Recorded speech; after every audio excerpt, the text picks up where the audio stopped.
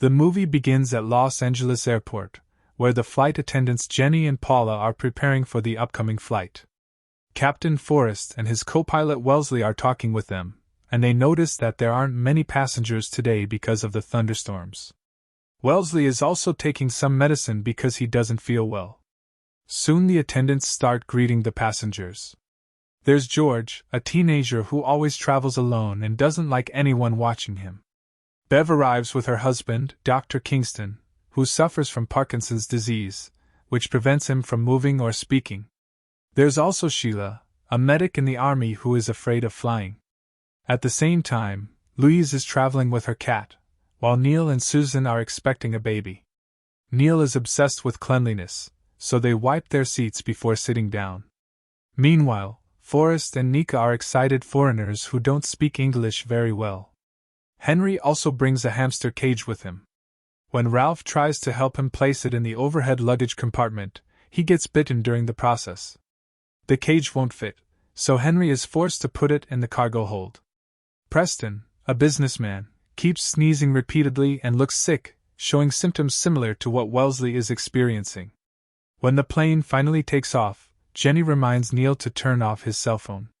When he refuses, Henry forces him to do it, which makes both of them angry and they start arguing.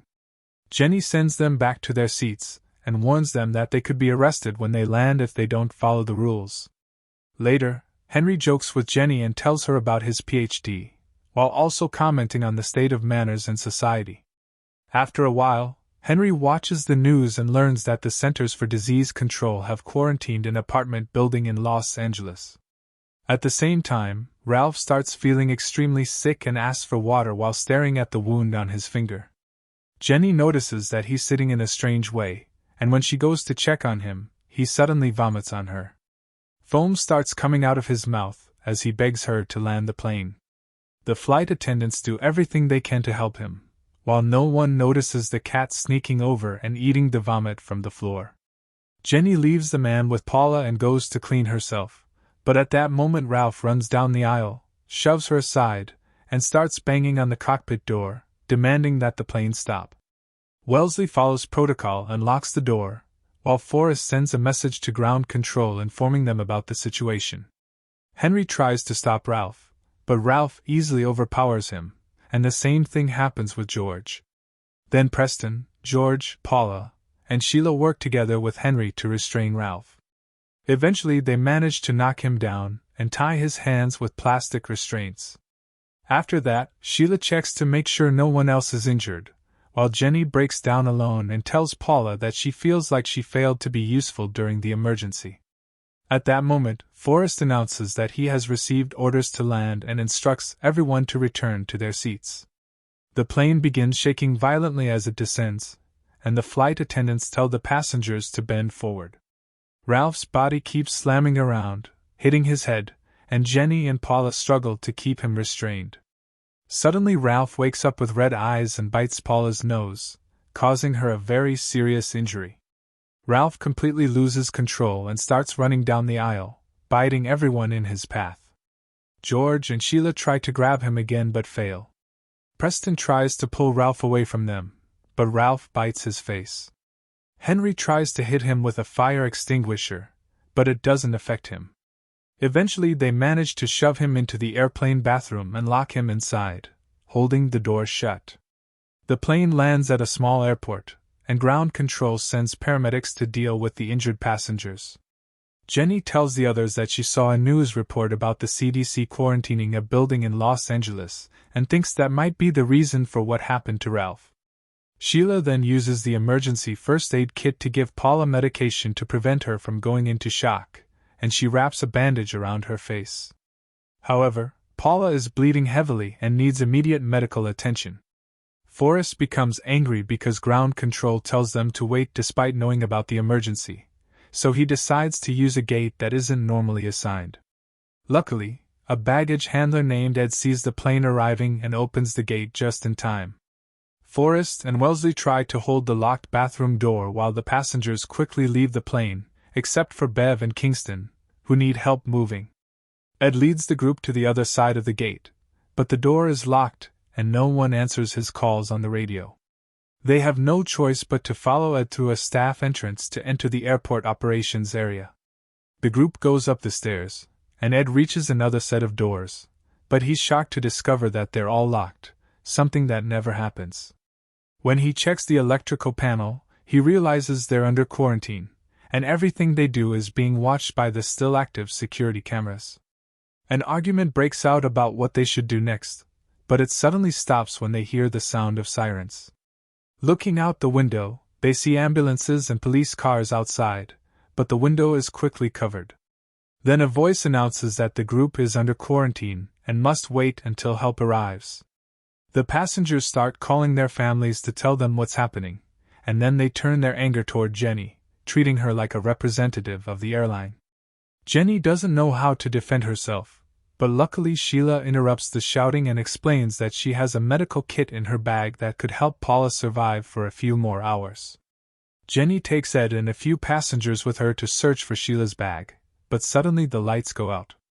Ed uses his flashlight to guide them, and when they return to the plane, they discover that Wellesley and Forrest are nowhere to be found.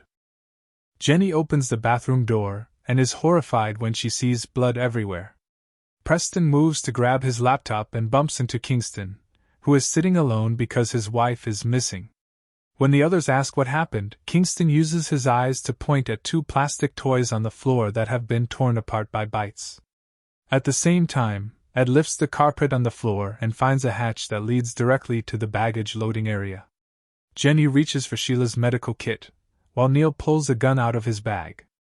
Ed gets startled when a rat runs across his feet and shouts that it was just a rat. But Henry immediately thinks it must be one of the rodents from the cage, especially after noticing that the cage is broken.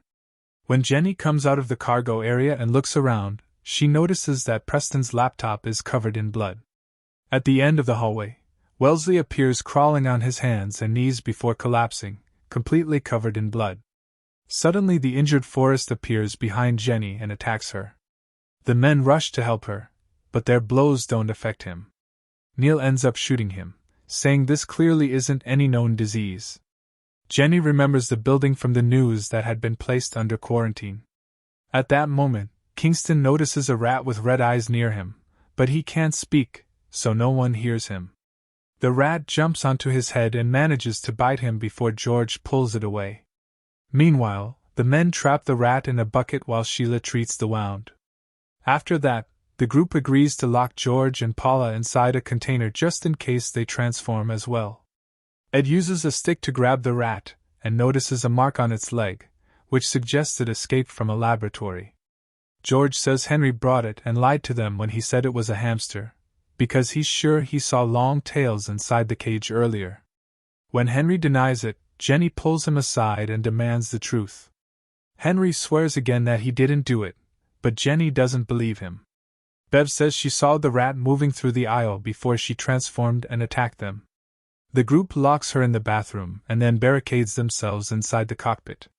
Kingston begins to struggle to breathe, and everyone gathers around him while Sheila does everything she can to help. Neil remembers that the rat bit him and realizes he might be infected. Henry says they should let Kingston die so he won't become a danger to them, but Neil refuses. Bev says she once heard that infected rats eat each other, which might explain why the rat bit Kingston. The rest of the group agrees to leave Kingston outside the plane, but Henry suggests killing him instead. Jenny refuses and says they won't kill him, they'll just lock him in the cargo area. Henry argues that they have to make difficult decisions if they want to survive, but Jenny warns him that if he gets close to Kingston, she'll shoot him. The group carries Kingston outside the plane and leaves him in the cold. Bev tells George they need to stay together, and that he has to take care of her. George promises that he will. Henry says those lab rats would never have passed through airport security. As they stop for a moment to comfort each other, Ralph suddenly appears and attacks Jenny, ignoring Henry's attempts to stop him. The others hear her screams and rush over to help. Together they manage to choke Ralph with a hose. At that moment Ed receives a message on the radio saying that the Centers for Disease Control have finally arrived. The group gathers at the door, but instead of letting them out, the officers come inside. They hold the group at gunpoint and take the rat as well as Neil's gun. Then they go to Paula and Kingston to give them injections. The group demands an explanation, but the officers say it's protocol. They then ask the rest of the group to agree to take injections as well. Everyone hesitates, so Louise volunteers to go first. But before she can receive the injection, her cat jumps onto her neck and runs away. At that moment, one of the officers suddenly opens fire on them. Kingston instantly transforms and leaps at the man to bite him. The other officers shoot Kingston. They try to grab their injured partner and leave, but they find the door locked. They shoot at it until it opens and then run outside. Forrest takes advantage of the moment and runs out after them, but the police open fire as soon as they see him and kill everyone except one officer, who is shot in the leg. The group drags the wounded officer inside before shutting the door. At that moment they hear the growls of the infected approaching them, so they run and hide inside a container. Susan stops when she notices foam coming out of Neil's mouth, and the others pull her inside while explaining that he's infected and might bite her. Neil insists he's fine, but then he tries to bite Henry. Henry hits him in the head with a fire extinguisher.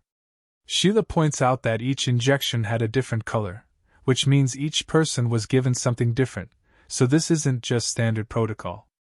Henry reveals that he took a gun and forces the officer to confess what he knows. It turns out they're not from the CDC at all. He actually works for a domestic chemical and biological terrorism organization operating under the Department of Homeland Security. One of their units went to the building in Los Angeles a few hours earlier, but no one came out alive. Upstairs they discovered a biological terror laboratory run by a religious cult. They tried to develop a cure using something taken from one of the survivors, but it only made things worse. That means this group is going to be the next human experiment. After confirming that the rats are spreading the disease, the officer takes the gun from Henry and shoots himself. At that moment, Nika has a severe panic attack and completely breaks down. At the same time, Ed remembers that this station is always operational because of an old sewage tunnel, which means they might be able to escape through it if they find it. Suddenly, Wellesley appears from a hatch above the crate and grabs Ed's leg. Henry tries to shoot him but realizes his gun is out of bullets. Ed tells George to press a button that lifts the crate, slamming Wellesley out of the way.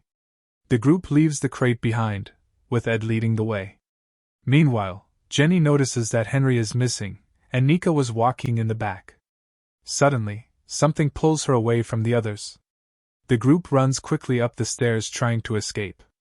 Meanwhile, Henry tries to reach a bag containing another gun. As the group runs, Jenny stumbles and finds Paula, who has also transformed. Jenny has to face the painful truth that her friend is gone.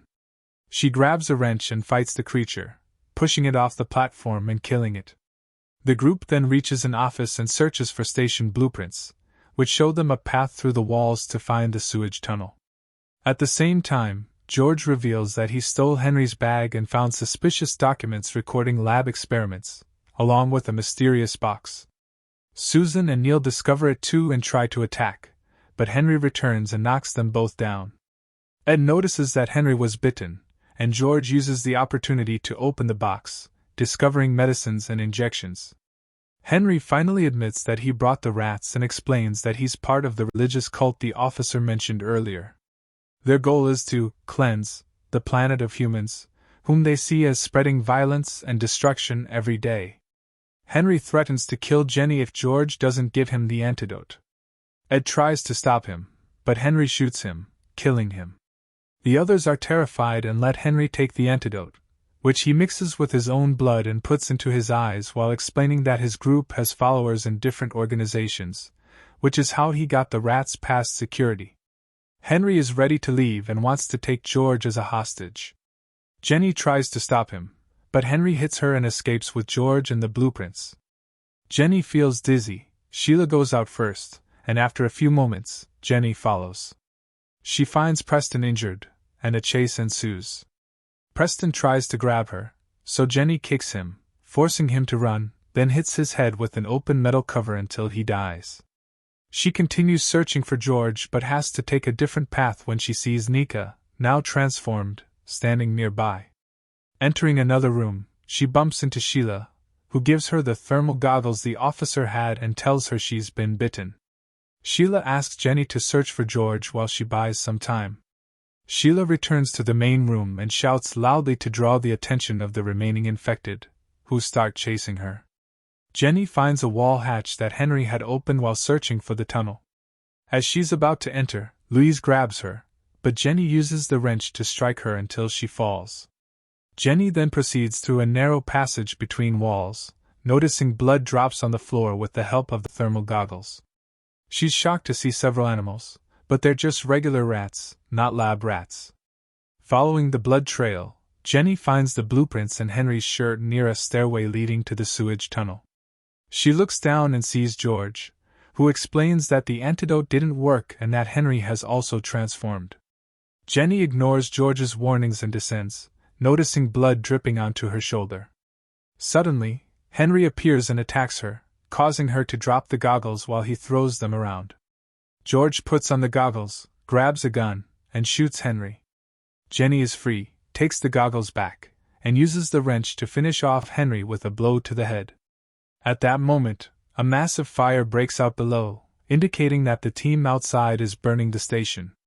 Unfortunately, the main exit is blocked, but Jenny finds an opening leading to a baggage tunnel and lifts the cover.